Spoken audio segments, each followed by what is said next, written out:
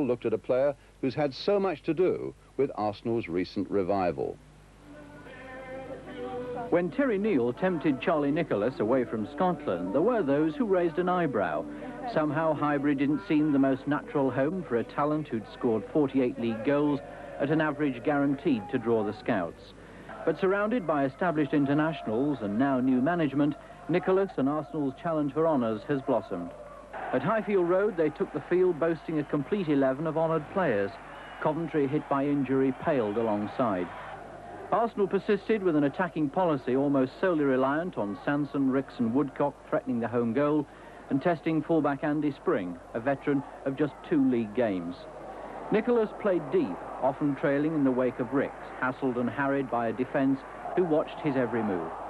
And it was 39 minutes before Coventry checked that Jennings was still alert, Singleton's effort livening the crowd. They must have put something in the tea at half-time, all the excitement that was lacking suddenly exploding in a spell of frantic action. Michael Ginn had always looked the man most likely to, and when he sped away, there was the ever-willing Terry Gibson to give Coventry a lead that they'd never looked like taking. 3 minutes later, Nicholas did get into the penalty area, so did Gibson, and Mr. Banks had no doubt that it was a penalty.